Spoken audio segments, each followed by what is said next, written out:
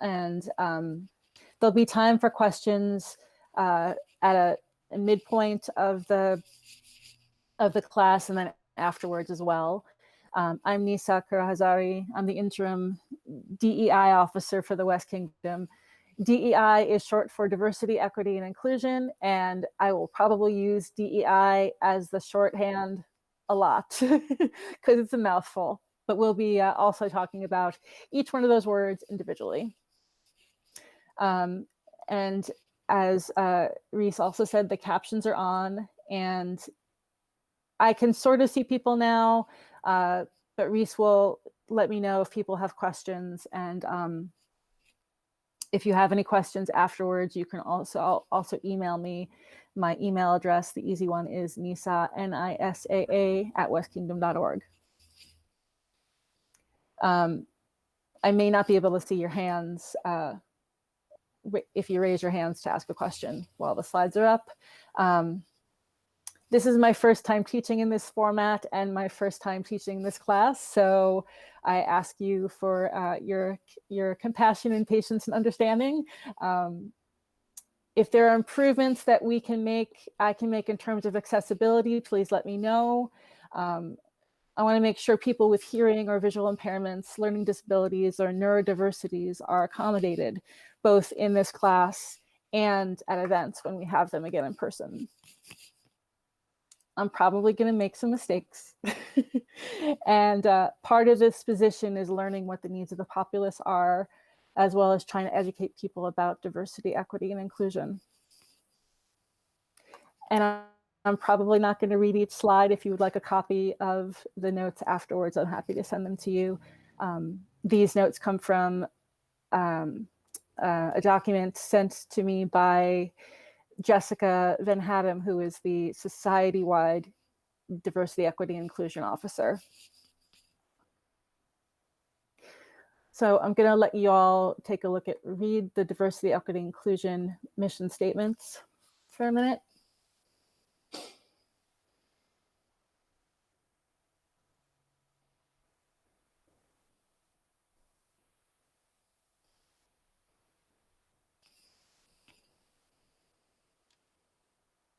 This position, the Diversity, Equity, Inclusion Office, has been around, I think, just for the past year or two in the whole society.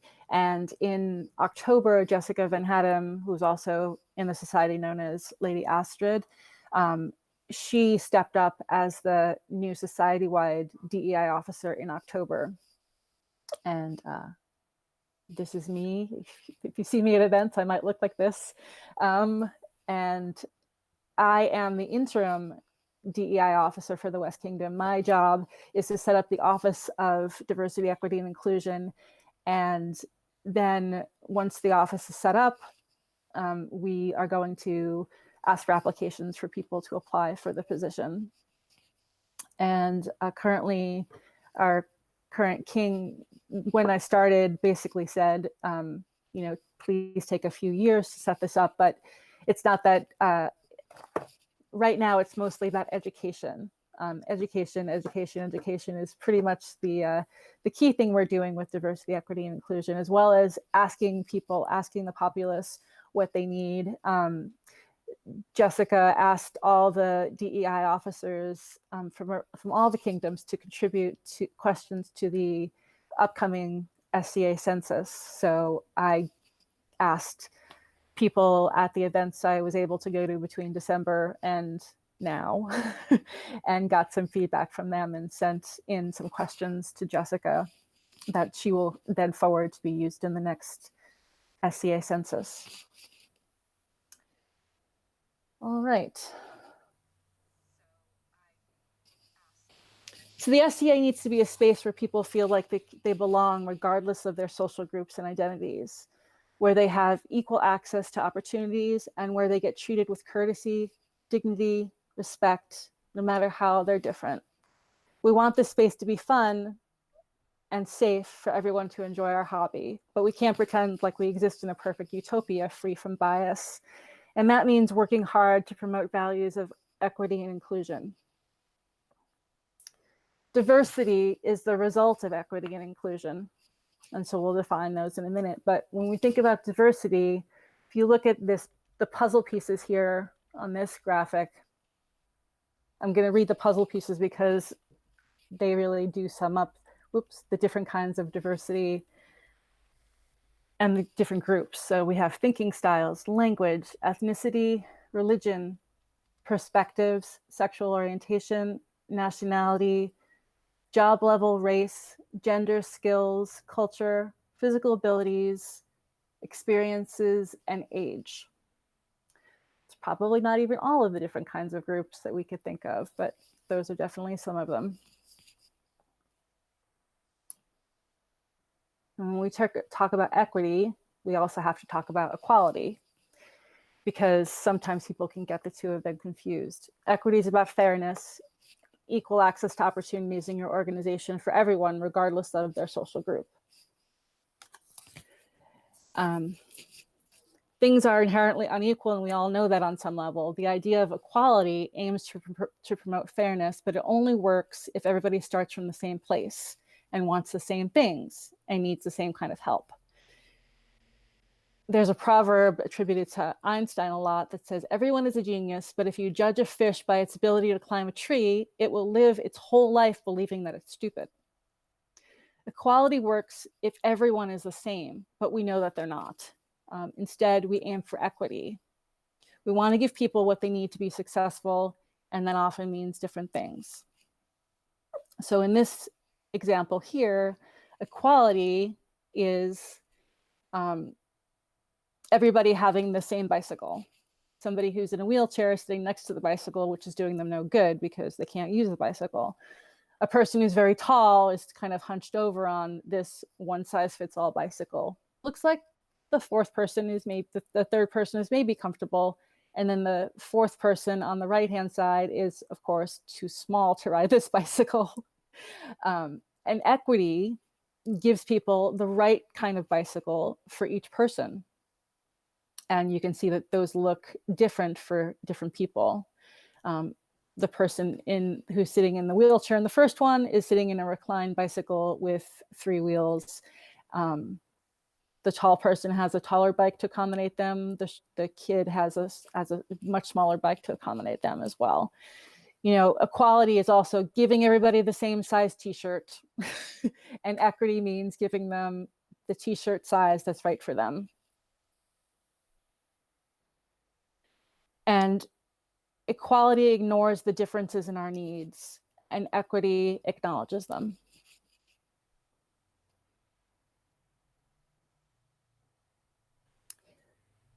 And in this graphic about inclusion, there are 3 different parts to the graphic: exclusion, integration, and inclusion.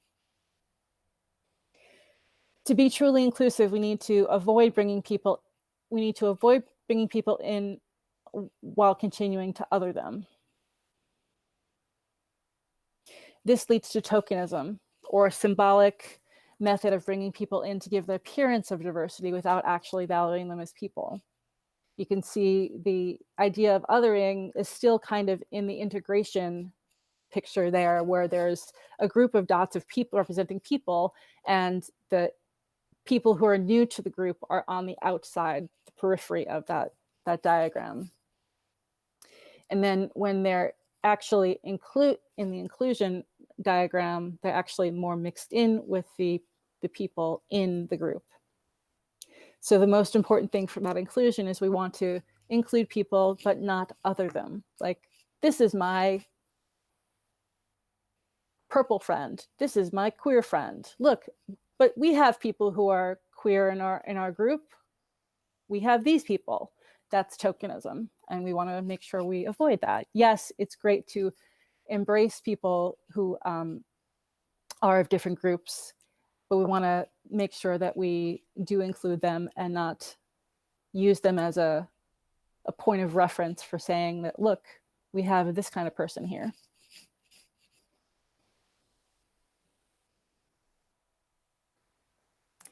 When we talk about privilege, we're going to talk about unearned privilege, unearned access to resources and social power that are not readily available to everybody.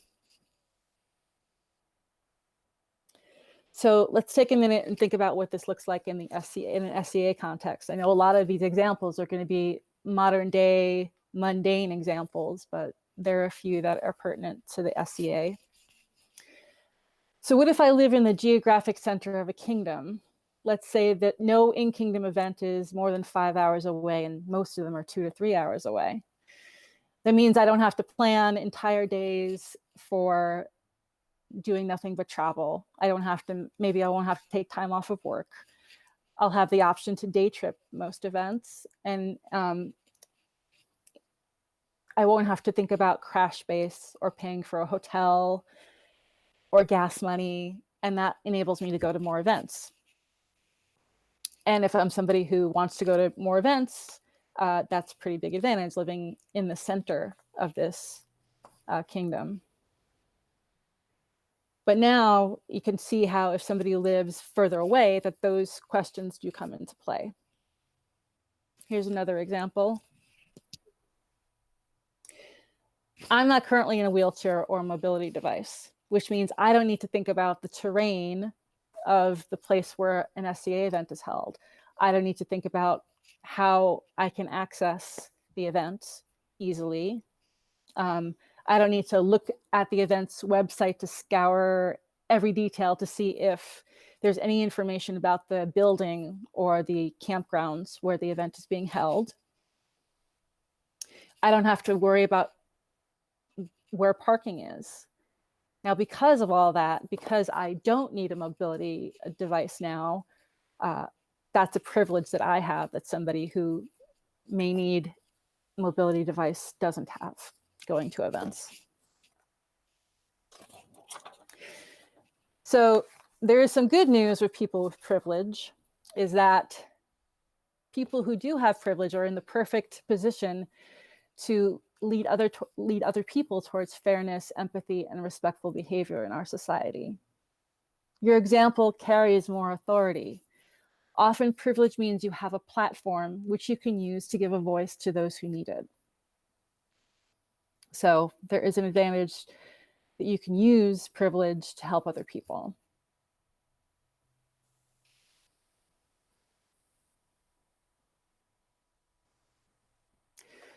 There's an essay about unpacking the invisible knapsack, which talks about privilege. And I'll just read some of the examples here. If you go online and Google Unpacking the Invisible Knapsack, you'll see by Peggy McIntosh, you'll see she has lots and lots of examples of how privilege exists and how people might not even think about it on a daily basis.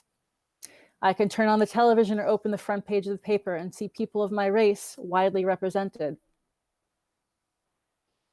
I can go into a music shop and count on finding music of my race represented, into a supermarket and find the staple foods which fit my cultural traditions, into a hairdresser shop and find somebody who can cut my hair. I do not have to educate my children to be aware of systemic racism for their own daily physical protection.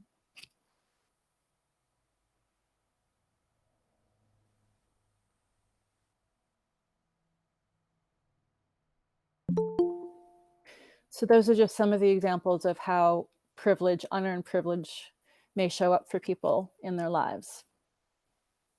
So I'm going to pause here, and I think somebody just came in. Welcome, welcome, and please mute your microphone. We're certainly not done yet, but I want to ask now, while I can scoot it over the slideshow so I can see people, if anybody has any questions so far about what we've gone over thus far. Okay. Am I going too fast? Am I going too slow? Let me know. All right.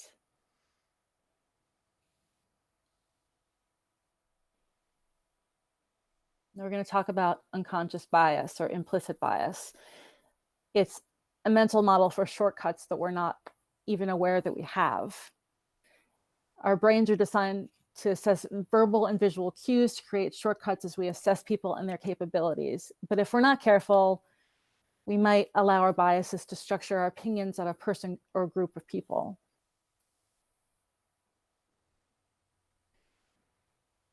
I invite you guys to take a look at these pictures on your screen. And if anybody needs me to describe the pictures, I will. I'll just say there's a picture on the screen with a woman on the left-hand side and a man on the right-hand side.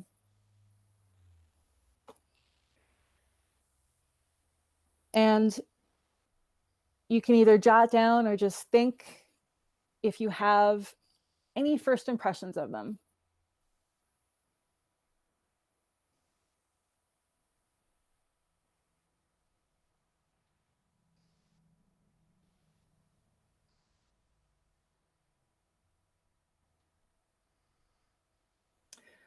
Okay, so now I'm going to tell you who they are. Welcome. Hi, Jessica. Welcome, welcome. Jessica just joined us, and she is, for some people who missed in the beginning of the introduction, Jessica is the Society Diversity, Equity, Inclusion Officer. And good morning. Good morning. Thanks for being here, Jessica. Of course. So we're up to the implicit bias section, and I've just given people a few seconds to take a look at the pictures on their screen. So on the left-hand side of the screen is a woman, Ori Okola. She's a Kenyan activist living in South Africa. She's a graduate of Harvard Law, one of Time's 100 most influential people in 2014, a leading global technology expert, and Google's former policy manager for Africa. And on the right, Bobak Ferdowsi is an MIT graduate and systems engineer at NASA's Jet Propulsion Lab. He's also flight director of NASA's Mars Science Lab Curiosity mission. So what initially comes to mind when you see these pictures? Do you imagine that they had or didn't have certain skills or credentials? Were their backgrounds unexpected in any way? No, we didn't have anything else to go on except for the pictures that we see here. The takeaway of this is both of them represent best-in-class experts in their field, and if we make an incorrect assumption about them, our bias may have caused us to overlook the tremendous value that they can bring to a team.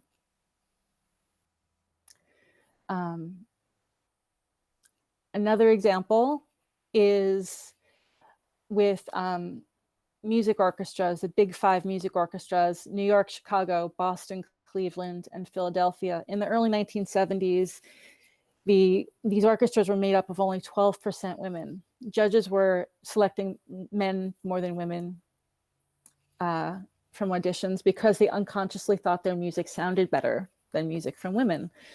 Eventually, the gender bias was addressed, and they started to have blind auditions. Within a decade, there was a substantial visible change. And by the year 2000, women made up more than 35% of the big five orchestras. And that's continued to grow. So by addressing the unconscious bias and removing a data point that can trigger that bias, it led to more gender diversity in this case. A third example has to do with fictional resumes. In 2011, there was a study with 21,000 fictional resumes. They were sent out to Chinese employers in 6 cities. The resumes all represented a 24-year-old, single university-educated, currently employed individual, all with similar educational backgrounds. The only difference was the name on top of the resume. Some resumes had names that are typically Han Chinese, the majority in China. Some had Mongolian, Tibetan, and Uyghur, and other ethnic minorities in China. Their names all represented those groups. And so the results, people who had Mongolian names had to send 36% more resumes to get the same number of callbacks as people with the Han Chinese names. People with the Uyghur names had to send 83% more resumes than the Han Chinese named people. And people with Tibetan names had to send 121% more resumes than people with Han Chinese names. So you can see that sometimes it's just all in a name that can lead people to have unconscious bias. And I found, after talking in our diversity, equity, and inclusion group with the other officers from around the SCA, about implicit bias tests that you can take online, I highly recommend going to the link here, implicit.harvard.edu/implicit and /select test. Though there are tests on there that have to do with a lot of the different groups that we saw in the first slide on diversity. There are implicit bias tests for age, for gender and jobs, for people who are queer. There's another one specifically for transgender people and people of different races. There's one specifically that focuses on Black and white, another one that focuses on Asians, and another one that focuses on people of Middle Eastern descent. Also, people can learn about what their implicit bias is. And the tests take, maybe 5 to 10 minutes. You don't have to do them all, but it will give you some good data points to figure out where you're starting from.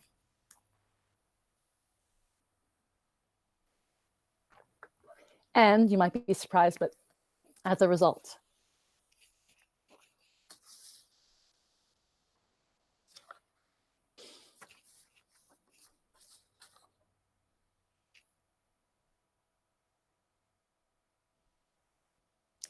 we can interrupt implicit bias through awareness, knowledge, skills, and action.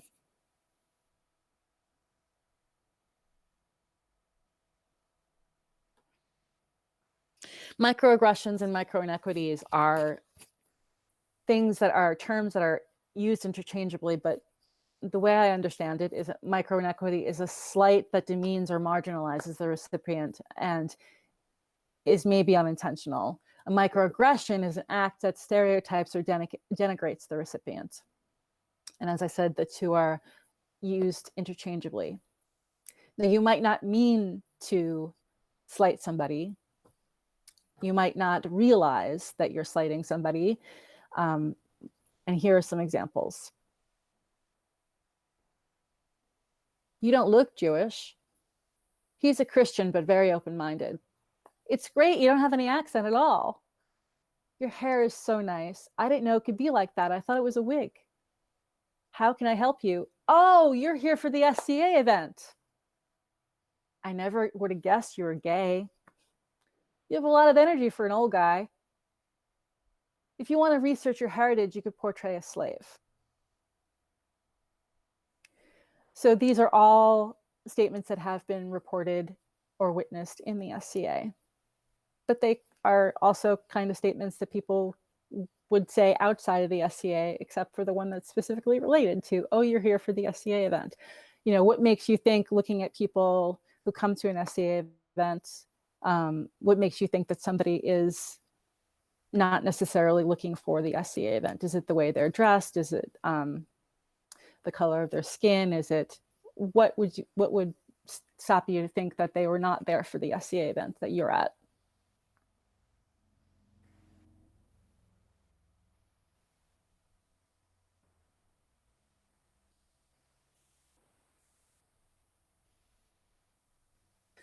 So we have to be really aware of how our statements can be interpreted despite our best intentions.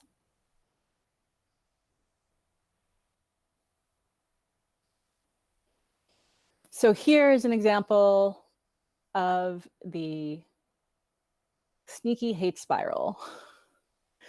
And you can take a look up hyperbole and a half afterwards to get the full cartoon with the idea, with the entire scenario that she describes. Ali Brosh is the author and cartoonist, I guess, of hyperbole and a half.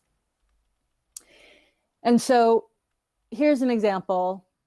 The sneaky hate spiral is an example of how the microaggressions can happen, how they can start. Imagine you wake up and your day begins pretty poorly. Even before you've had caffeine, your cat jumps on your face. You might get a paper cut when you're opening your mail. Your fridge will make a lot of noise. You can't find your wallet. Your toaster is broken. All the frustrations add up and up and up in your morning. Then you go out into the world, when we can go out into the world safely. You hit all the red traffic lights on the way to your destination. Your phone battery dies. Birds won't stop cawing incessantly outside your window. And when you go back home, plates fall out of the kitchen cabinet on top of your head. So there's a turning point in the sneaky hate spiral that Ali Brosh talks about. And the turning point is usually a minor but slightly jarring incident. And it can't be blamed or scolded like gravity or sleeplessness or wind. In order to send you into truly crazy hysterics, the final straw must cause anger that cannot rationally be directed outward in any way. You run out of patience and you might get enraged.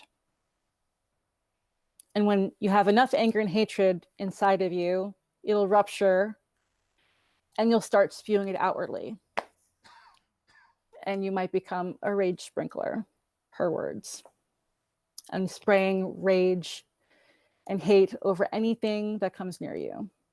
It might be your pets, it might be somebody else. And that is one way how the microaggressions can start. We're having a bad day and we take it out on somebody. We might not mean to take it out on somebody, or we may specifically think that,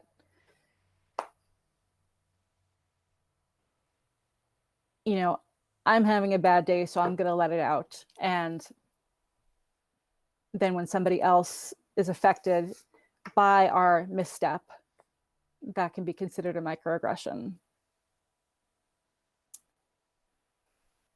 Are there any questions so far? I know I didn't have I'm not a comic, so I can't describe the comic in the best detail, but you'll have the link there.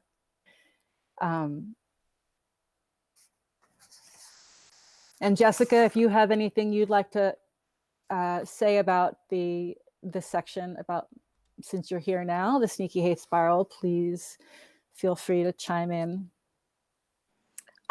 Sure. I mean, Yes. that's great. It's a good example, I think, of how intention with microaggressions and micro inequities, it is really difficult to discern how to react, because the person saying them might not necessarily mean anything bad by them. And so when you jump on them and say, hey, that might not be cool because this is something you hear every day of your daily life, the person might be like, whoa, like, you need to step back. This is an overreaction. I was just trying to give you a compliment. And so that can lead to a lot of misunderstandings between people, and people being very defensive. So that's what makes them a little bit harder to address than acts that are clearly problematic. Right. And what we want people to know is that sometimes people experience microaggressions, and these little microaggressions, even though if they weren't meant with malice, they can build up and build up and build up. And there's not always, if I'm thinking about this correctly, it's not always evidence. It's not always easy for people to see what they look like. That's why we're trying to give you some examples here. Anybody have any questions at this point?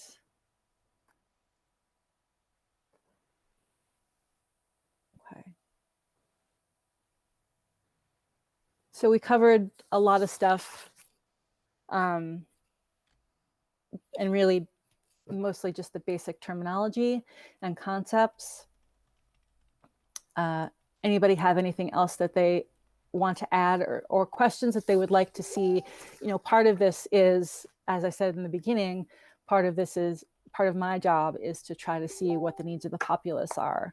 And if you don't have specific questions about this slideshow and this presentation, I'd be happy to start taking questions or suggestions for what you want to see addressed in the Diversity, Equity, Inclusion Office in the West Kingdom.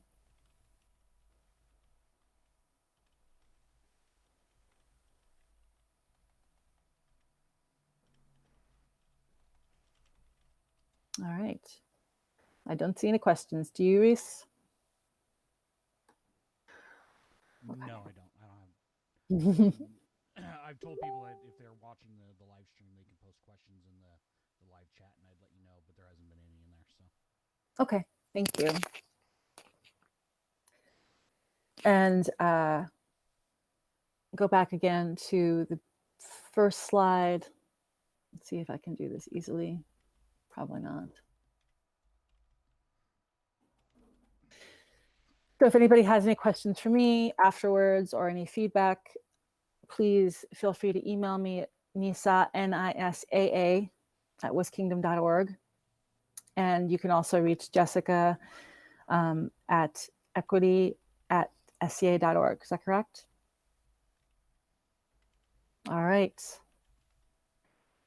And any other comments or questions, Jessica, before we end the call? I'm good. You did great. Thank you very much. And I hope this has been valuable to everybody who's been here. And if you'd like the slides, please let me know, email me. I think the comments are turned off for the Facebook event. So feel free to email me if you have any questions or comments. And stay safe, everybody. We're in this together. I know that it's hard not being able to go to SCA events and see our friends, but you know, I, for one, even though I'm sad about events being canceled, I want to make sure that there is an SCA to go back to once it's safe to go back to events again. So I wish you all the best, and I'll see you soon in the future.